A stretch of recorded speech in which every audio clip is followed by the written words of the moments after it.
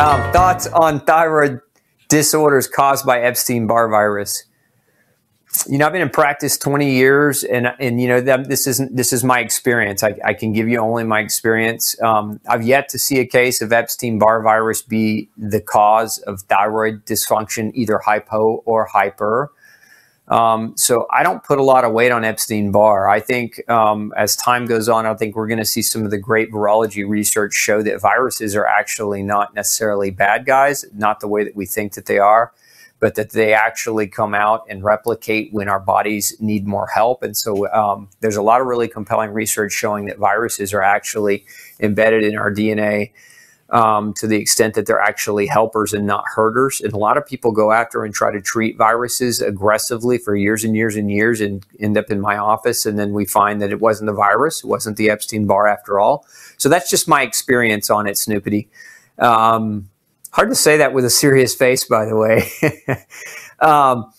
So we got Paul. Howdy from Cali. How is it possible being the vitamin E deficient in the gamma, but not the tocopherol version of the vitamin? I don't understand your question. If you're asking if it's possible to be deficient in gamma tocopherol, but not, so gamma is a tocopherol. So again, maybe there's a misspelling there. Maybe rephrase that question, Paul, and I can answer it better. Let's see here. Gina.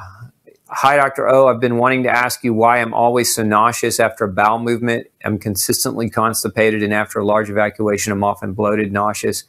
It goes away after about 30 minutes. Probably during the evacuation, you created or you have something, potentially some type of inflammatory damage in your colon that gets irritated when you evacuate your bowels.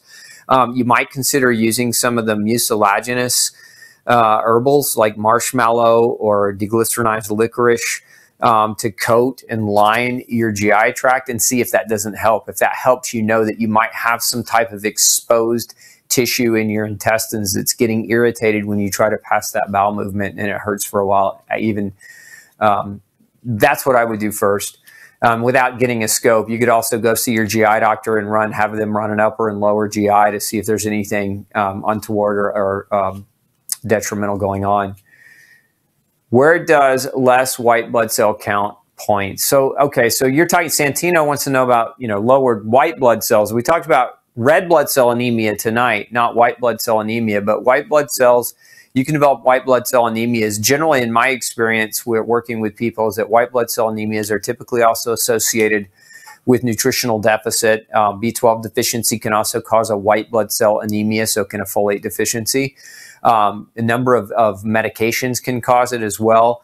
And then in addition to that, you can have, with a white blood cell anemia, a lot of times it's chronic infection where you're battling this chronic infections for such a long period of time that you're having to produce more white blood cells than your bone marrow can keep up with the demand. So we see a drop overall in your white counts. Initially with acute infection, we'll see an increase in white counts, but over time with chronic infection, we'll actually see dips in white counts.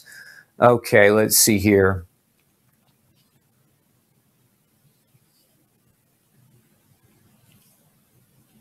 Yeah, Juan, unfortunately, I can't give you medical advice on the show. If your TSH, if you're gaining weight on Armour medication, but it's effectively lowered your TSH, then you're missing something. There's probably a big chunk of what's missing. Your weight gain or your weight itself is probably not directly being caused as a result of being low thyroid. It could be something very completely different. So, you know, work with a functional medicine expert to really dive into your nutrition would be the best thing, the best advice I could give you. I love it. Sarah, watching from Tripoli at 2 a.m., breaking the cardinal rule of sleep just to get knowledge and information. Just kidding, Sarah. Thanks for tuning in. Gluten-free is the way to go. I agree, Jody. Dwayne says, what is the correlation between anemia and multiple sclerosis? MS, I'm assuming, is what you mean, because I feel like I don't get enough sleep every day. My T4 was tested low back in April. So if we're trying to correlate the connection between anemia and MS, it's generally, in my experience anyway, in people that suffer with multiple sclerosis, this is the anemia that they're generally experiencing. It's the B12 deficiency. B12 is one of its functions, as I showed you earlier, was in the replication and the maturation of red blood cells, but it's one of its other functions is in the production of the myelin sheath. And so B12 deficiency will cause demyelinization, and that can lead to the symptoms of MS, or it can lead to MS, the presentation of MS, multiple sclerosis, which generally manifests as neuropathy, cold and heat, temperature variances, numbness and tingling in the hands or feet, weakness of the muscles. Those types of symptoms set on and can become quite problematic. Is anemia linked to cancer? It can be. There are certain types of anemia that can be caused by cancers. And so if you suspect cancer, one of the best ways to try to get a diagnosis in that regard is to see a hematologist. There are some anemias that are caused by cancers. Does chronic alcohol use increase the risk of anemia? Yes, it does, Brenda, because chronic alcohol use, remember, alcohol is a gastric irritant. So what happens, the more alcohol chronically that's consumed, the more risk you run of damaging the intestines and stomach, particularly the stomach and the esophagus, where you can, create enough damage potentially to cause blood loss, occult blood loss. Now, additionally, alcohol causes vitamin B deficiency. So the B vitamin, the family of B vitamins, that's B1 through B12. The more alcohol you drink, the more deficiency develops in those B vitamins. So yes, alcohol definitely can contribute to anemia. Brenda, do gastric bypass lap band surgeries also correlate with the development of anemia? Yeah, absolutely. Great point. If you've had one of these gastric bypasses, remember that part of absorption.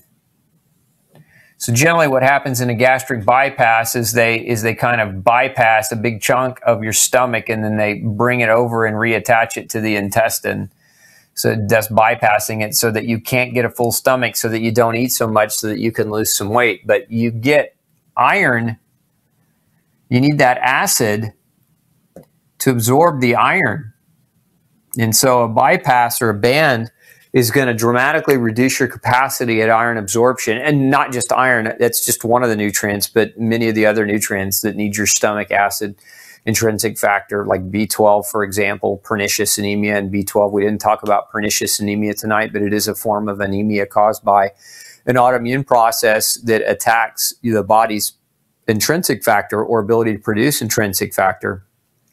And so, yes, to answer the question, yes, the bypasses definitely can contribute to anemia. Let's see. Philo wants to know, female, have finally been diagnosed with thalassemia after years of being diagnosed with anemia. What can I do to help myself with the fatigue? Yeah, that's a tough one depending on the thalassemia that you have. But really, honestly, in my experience, Philo, the best thing that you can do is have full nutritional panel run.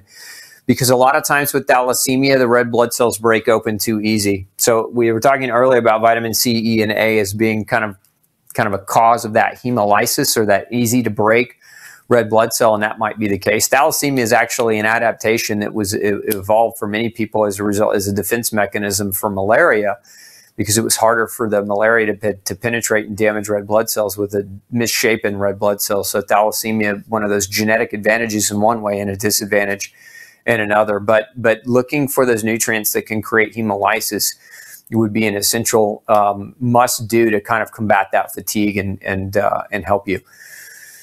Lizette wants to know, can anemia lead to heart problems or chest pains due to the lack of oxygen in the blood? Absolutely, it can. Remember, your heart's a muscle, and it requires a lot of oxygen as well. What is the best possibly food-based bioavailable iron supplement in my expert opinion? I said iron. I meant to say liver. Liver's your best food-based supplement. And I'm not talking about encapsulated, freeze-dried liver. I'm talking about liver, like eat the liver. Don't take liver pills. You'd have to swallow like 20 of those liver pills to get any kind of nutritional semblance from what you could get by eating a serving of liver. Let's see. Paul. Question of vitamin E testing specs is low in gamma. Would that be an issue in my anemia? Also, what about a red blood cell that looks a six-sided flower? Thanks again, mate. So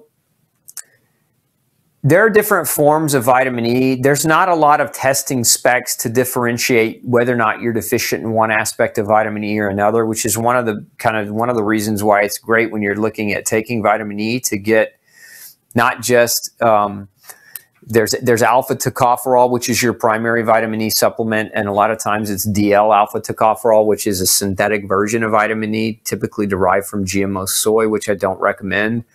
But it would be to take a really high quality vitamin E that has all of the tocopherol family and the tocotrienol family in them, and that way you're getting a full spectrum of the vitamin E family of compounds. I hope that answers your question, Paul. I think that's what you meant, I hope that helps you. I have something called Ultra E. I don't know if you've checked it out before, but it's a full spectrum of vitamin E, tocotrienols, as well as tocopherols. So it's a complete vitamin E supplement. Can I do a video on the best way to gain weight when dealing with Lyme and mold and viruses? Yeah, I can do that. We'll maybe make that happen in 2020. Let's see.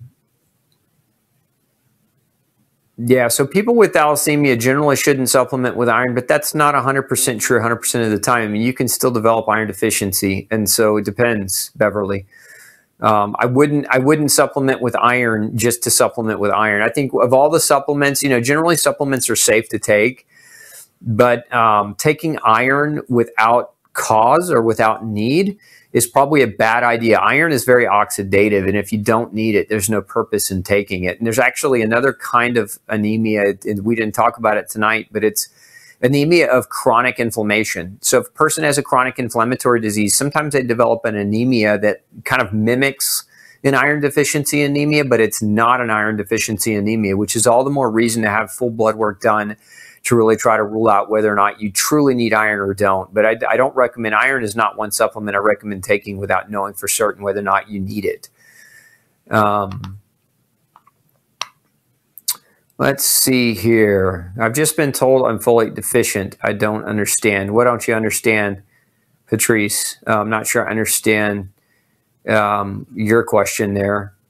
Okay, keep going on comments. What kinds of supplements can I take if I have mixed connective tissue disease? That's a question from Noemi. That's a unique name. I think I pronounced it right, Noemi.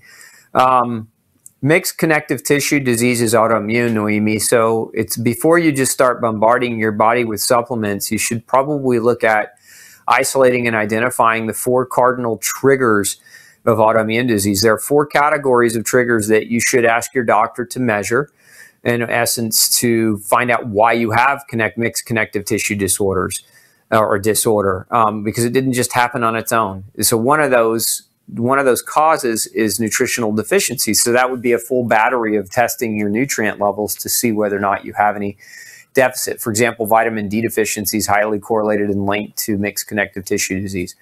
Additionally, you've got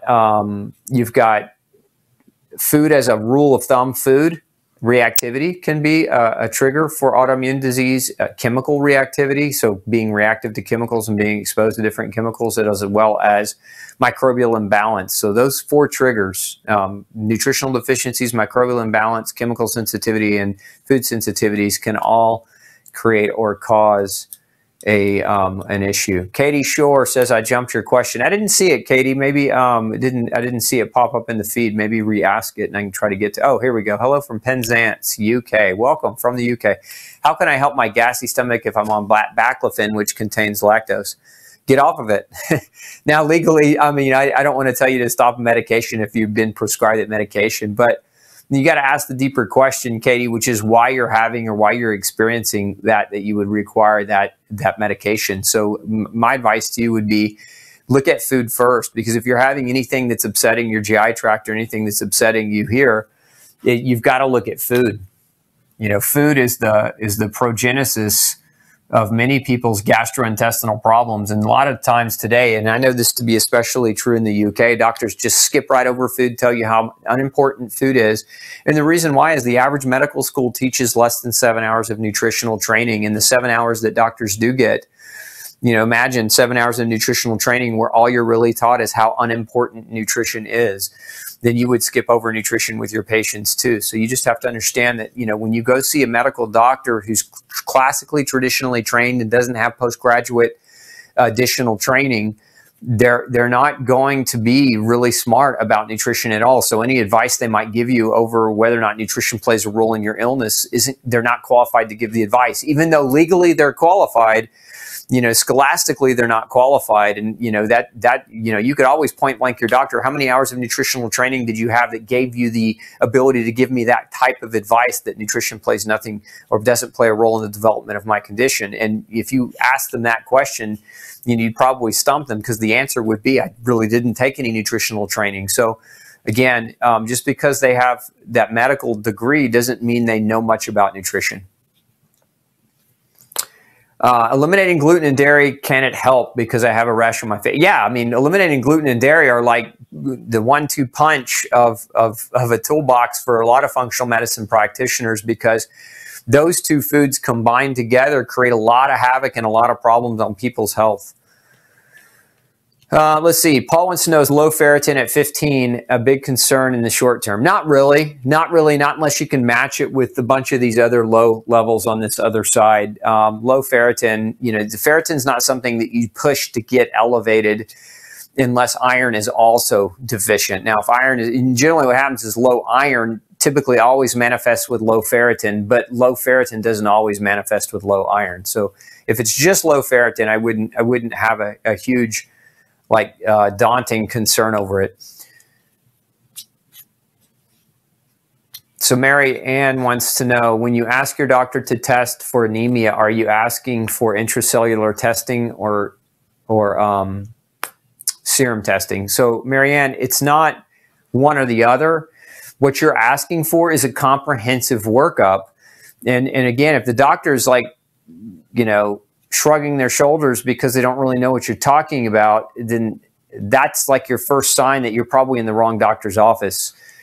This stuff is common knowledge. This right here is like, you know, if we're talking about basic 101 information, any doctor should know this information. But it's common knowledge, but it's not comprehensive. So that's where this does need to be checked, but then so do these things. And this is where lymphocyte proliferation can come in handy, is when you're checking your nutritional status.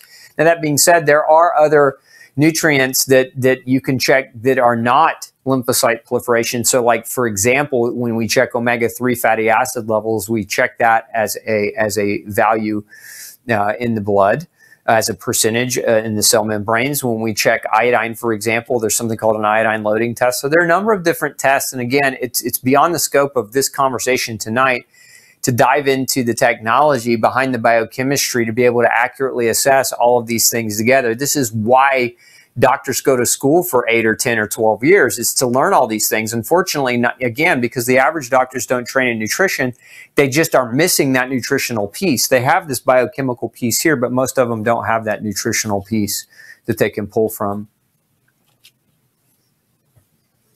Another question from Naomi: How do you know whether or not you're gluten sensitive? What kind of test can you ask for? Can we put a link up for genetic testing? Genetic testing is Noemi, is what you have to get done if you really want to understand about gluten, whether you're reacting to gluten, because a lot of the blood tests are super inaccurate. I've done hours and hours of talks on this particular topic. If you want to go learn more about those, you can go back in our archives and watch them if you haven't already seen them. But I'll have my producer put up a link for you so that you can accurately find out what kind of test is necessary to identify gluten. Donna wants to know how to stop itching all over from an overgrowth of candida. That's a much deeper conversation than what we can get into tonight, Donna. Why don't you go back and watch my show? I did a show on yeast overgrowth, and start with that. Like, that might be a really good place for you to start seeing some benefit and help. Let's see. Patrice wants to know if diverticulitis, I'm going to assume, is included in what I was talking about, inflammation in the GI tract. And yes, it is. So diverticulitis would be another condition of inflammation in the gut. Let's see. Marie wants to know, if I can't get organic grass-fed liver, is it still advisable to consume, or is it better not in that case? I would be hesitant. If you can't get it organic, so like there's not like a definitive organic delineation for cattle, but Generally, it's grass-fed or it's not. But if you know the farmer and you can get it, you can get your own. You know, some people go in together and they butcher a cow together. So, like, you know, 4 families will go in together and they'll each get a quarter of the cow, and they'll buy it from a small farmer that, you know, basically just has free range grass-fed cattle that aren't being, you know, pumped full of grain. And that doesn't have to be organic. That liver would be perfectly safe to eat. That's what we grow on our farm. We have cows, and you know, we grow, or we have our cows, and that's kind of the way we do it. Our farm is not certified organic, but there's not a pesticide that's ever been used on it, and so we feel really comfortable about eating that. But if you can find you a producer, a meat producer who has a small farm, and they're not using pesticide, then you don't have to necessarily worry about that delineation for organic. Is the occasional use of NSAIDs damaging? Well, let's define occasional, Linda. For some people, occasional means once a day, and for others it means once a week, and for others it means once a month, and for others it means once every 6 months. If we're talking about once every 6 months, that would be where I would classify that occasional use. Probably not going to create an irreparable damage to your GI lining, but if you're using it once a week to combat pain, I'd say that's more along the lines of creating a problem for yourself.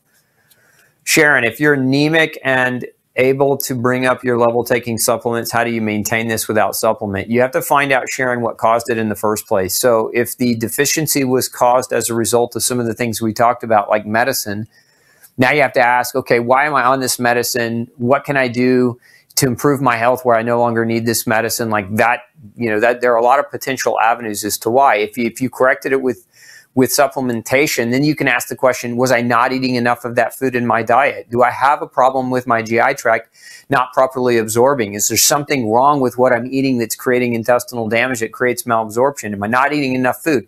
Like, so understanding that you can correct an anemia with supplementation, but ultimately you don't want to have to rely on the supplement for the rest of your life to keep the anemia corrected. You want your normal diet and lifestyle to be able to keep the anemia corrected. Let's see. What about estrogen's role in low ferritin? Ways to increase ferritin with iron deficiency? I'm not sure I understand that question. There's not really a big role of estrogen in ferritin, so that's not something that I'm not sure I understand your question, Christina. Maybe you could reword it and I could help you better.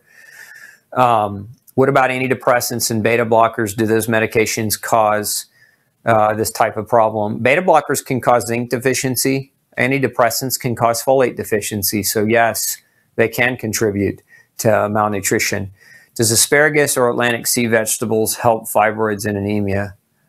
It depends, Tiffany. It depends on why the fibroids are there in the first place. If we're talking about sea vegetables because of their iodine richness and the fibrocystic breast tissue is being caused or contributed to by iodine deficiency, then the answer is yes. Yeah, well, Nancy, go back and watch the whole show tonight because the supplement, the supplement to use if you have anemia can be iron, but remember there are a lot of different forms of anemia that we've talked about tonight. So, is there a link between anemia and Hashimoto's disease? Yes, there is. You can have an autoimmune process that affects your thyroid, but also affects your intestine, creating iron deficiency anemia and thyroid conditions. Let's see. What's the best way to address low stomach acid? Find out why it's low. If you haven't found out why it's low, I mean, supplementally, you can take something like, we have a product called Ultra Acid for people with chronic stomach damage.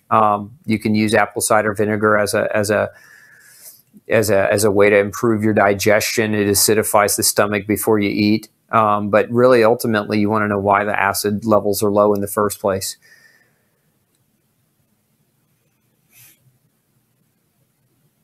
Yeah, so what about anemia developed after IV Cipro with metronidazole? So, you know, that's a monster of a question because there are a lot of variables and factors that are going to go into that I just don't have time to get into. But I mean, anytime you're IVing any kind of antibiotic, you run the risk of damaging your intestine, your intestinal microbiome. And your microbiome is very critical for your ability to digest and absorb nutrients from the food that you eat. So it certainly could play a role in that way. Metronidazole also, you know, a pretty big hitter in the realm of antibiotics and antiparasitics.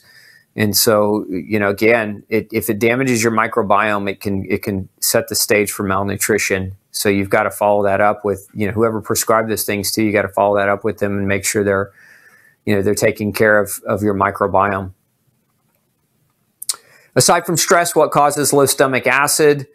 Medication, a number of medications, but low stomach acid generally, oftentimes, some people will relate it to aging. Like as you get older, your stomach acid can reduce as a manner of aging, and that really isn't 100% true. Really, the truth to that is as you get older, you've taken on more cumulative damage over time, so you're not generating as much stomach acid as you used to. It's not really, stomach acid reduction is not typically a function of aging. It's more a function of damage over time.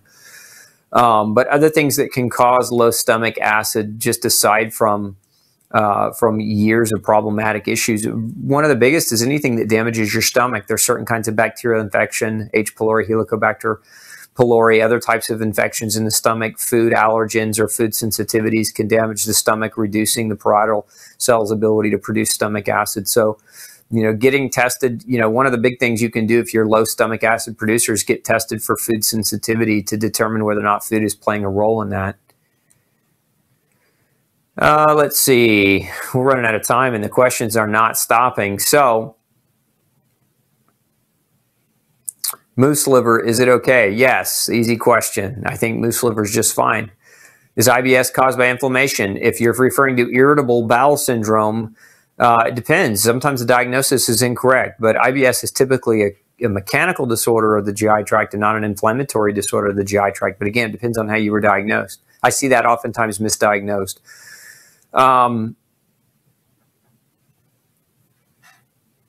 Do I have, now, I mean, Philo wants to know about the baby aspirin. Do I have advice on replacing the baby aspirin? No, I mean, get with your cardiologist. He's probably not going to agree with me. But, you know, we don't have a relationship where I can give you any kind of major advice. So it wouldn't be prudent for me to talk about how to help you get off medication without you going back to your doctor and having that conversation with them first. Let's see, Juan, low zinc, no, not a question.